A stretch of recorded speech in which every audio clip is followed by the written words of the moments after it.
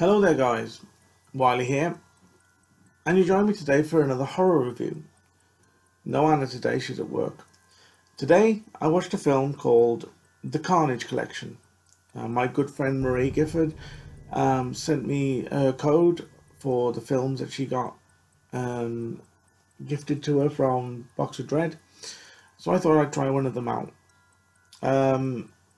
It's from ibleedindie.com. I'll leave a description. I'll leave it the address in the description below. Go and check it out. Basically, the Carnage collection is a horror comedy, and to be honest with you, I didn't really laugh. It's basically a horror anthology. So if you like anthologies like Trick or Treat, or Hallows Eve, or even Tales of Halloween, then it's like the same thing as that. The only difference with this is that this is like very low budget. So the effects in the film are not great, the acting's not great. It basically starts off with a guy opening the door to a salesman, offering him wonders beyond his dreams through television, and he gets it for free. Plugs in the TV, sits down to watch it, and then we get the anthologies. The first one we got was basically two brothers, looked like they were meeting up to watch some telly or something, and there's a animatronic Santa, and things go a little awry. Not going to go into detail. I'm not going to spoil it, but yeah, it's got a Santa. The acting in this one not great. The effects are not great either. The blood and that, it looks really fake. Really fake. So that was the first one. The second one was this guy who worked in an office and basically come home from work, and he's doing voiceover. He has joined an online dating agency, and his name is Big Dick Doug, and he wonders why he's had no callers, which, you know, with a name like that, he's not hoping for much. Then for some reason, we don't know why, he decides to get amorous with his VCR. Oh yeah, you heard me right. It's pretty graphic. There's a bit where when he's actually getting down with he puts his bits in, you can see that it's a fake. It's fake. You can see that. And he sort of, it's pretty gross, to be honest. I'm glad that Anna wasn't here, because she would have found that really gross. Yeah, so that was pretty gross. And then something happens, I'm not going to say, and his sister turns up, and it ends. If you want to know what, watch the film and you'll find out. The third story is about some guy wanting to go to this place to meet up to get some drugs. Goes to this apartment, and it's all dark.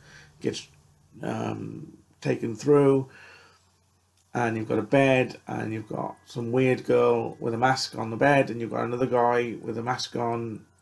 You know, the elephant game, where you wear the mask and you've got to catch the things on the donuts on the elephant.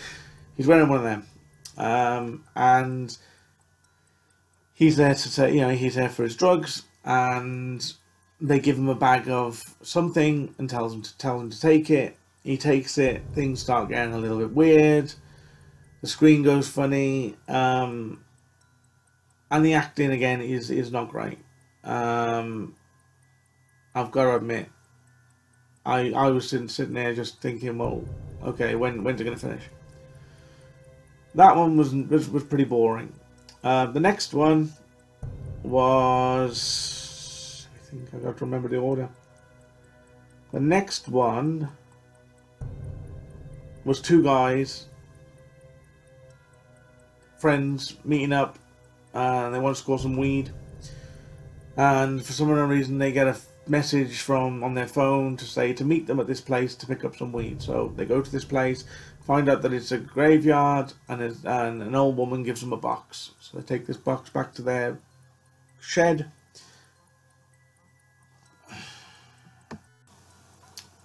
So while they're at the shed, they basically skin up. They have the different weed, and the one passes out, and not long after the other one passes out.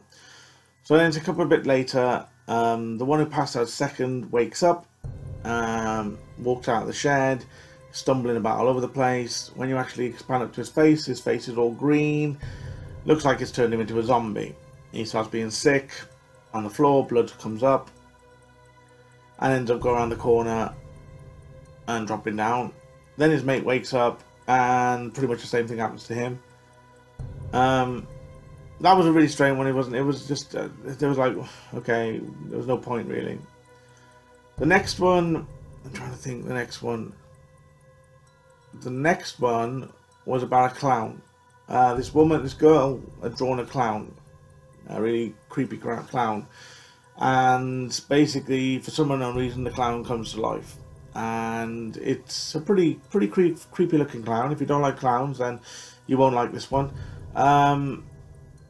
And it goes on a bit of a rampage. This one's a little bit longer than the other one. The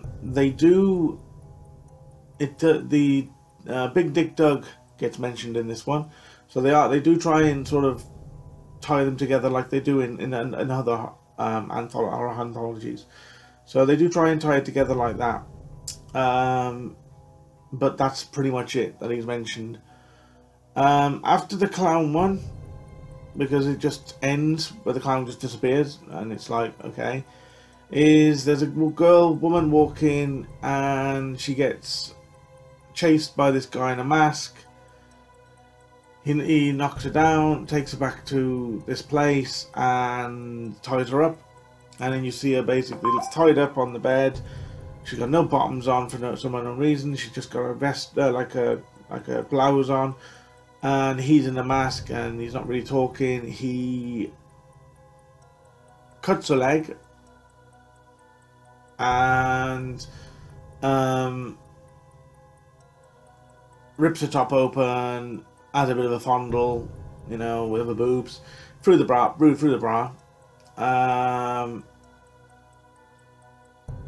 and it gets a little bit gross. Not going to go into too much detail because, you know, it's a spoiler. And then at the end, there's a bit of a twist. You find out who the person is. You don't find out until the very end, and then you go, okay, fair enough. The next one is, okay, let me think. It's really hard because remembering the order and that. So we've had the two brothers. We've had the drug one. We've had the oh, there's another really weird one as well, where this guy is trying to kill himself, and there's this other guy basically telling him not to, that he's there to watch over him. That one's a bit silly. Again, the makeup in that way isn't great. The ending's a bit stupid. It's like, well, okay, what was the point of that? Then you've got one then where this quite large girl got a bit of a thing for teddy bears. Also has a bit of a thing for her old best friend. Her nan dies. She finds an old teddy bear at her grandma's place that she names Rufio, and Rufio can talk, and he talks to her, and this was quite a bit weird as well. It's quite disturbing. There's a couple of bits in it which are like pretty disturbing. You see a bit of boobage in this one, so if you like boobage, this one's got the boobage in. there's a bit in it where there's one bit in it that's it is quite graphic, but cheaply done. It may be graphic and for shock value, but it's cheaply done. Once you get past what actually happens, you're like, oh, okay. And that one ends again, basically, really silly. So and then you got the end of the anthology, and the poor guy then is basically left there and dead for some unknown reason, and you find out that the salesman is the devil, and you're like, okay, you literally left scratching your head. So, to be honest with you, I really wasn't impressed with this. It's only 85 minutes long, which, to be honest, I'm glad about. If it had been any longer, I don't think I could have watched it anymore. You've got people... It was directed by Bob Ferreira, Derek Ferreira, and Kimball Ruel. Due to the fact that it is an indie film, you do see different... You see basically the same person playing different roles. Like the fat girl with the teddy bear, she played the clown as well. So that's a weird thing. That's a really weird one. Now, I mean, normally with the clowns, it's normally a man that plays a clown. So that's a bit of a different one. The fact that it's a woman playing a clown.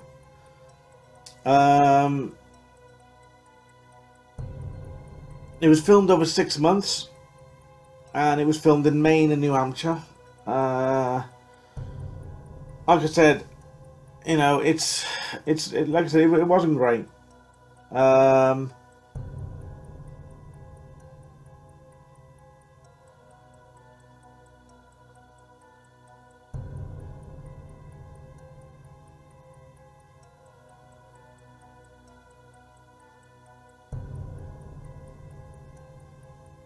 Yeah, the different names. I actually found the different names of the things. It doesn't tell you the names of the stories. So you've got Stuffed, which is a woman, the fat woman with the Rufio. You've got M, which is the one with the weed. Sleigh Bells is the one with Santa. Trip is the one about the takes a tablet. The Day the Clown Cried Blood, which is obviously clowns. And then it doesn't give you any more, which is really silly. You'd think it'd tell you the rest of them, but it doesn't. So, like I said, I wasn't impressed. To be honest with you, I don't think this film. I don't think people should watch this. I mean, I don't want to tell people what to do, but to be perfectly honest with you, it wasn't a great film. Like I said, the acting was really shoddy. The makeup effects were pretty bad. For some unknown reason, when they get stabbed in the stomach, they spit a load of blood out the mouth. And it's like ridiculously amounts of blood, and it's like, you know, yeah, okay, fair enough. Like I said, there are 2 bits in the film that are quite graphic and are quite gross. But I mean, it's not... I would give this... I rate it out of 10. I think it's good. I think about a 3. May even be lower than that. Because the thing is that the stories are pretty much all over the place. With other anthologies, the stories all seem to... They all connect. In this one, they only mention the one guy from one of the stories once. They're not connected. They're sort of higgledy-piggledy. They're sort of all over the place. It wasn't very enjoyable to watch, to be perfectly honest. I've got to admit. So yeah, I think about maybe a 2 or a 3 out of 10. I would avoid this one. Anyway, thank you for watching, guys. I hope you like this review. If you like, you know, drop me a like below, drop me a comment down below. Let me know what you thought. Let me know if you're going to watch it. Let me know if you've already seen it. Let me know what you thought of it. If you haven't subscribed, subscribe and check out the channel. There might be something on there that you like. I do gaming, I do unboxings, I do hauls, and now I started doing the movie reviews. So yeah, I will catch you all in the next video. Wiley out. Love you lots. Bye bye.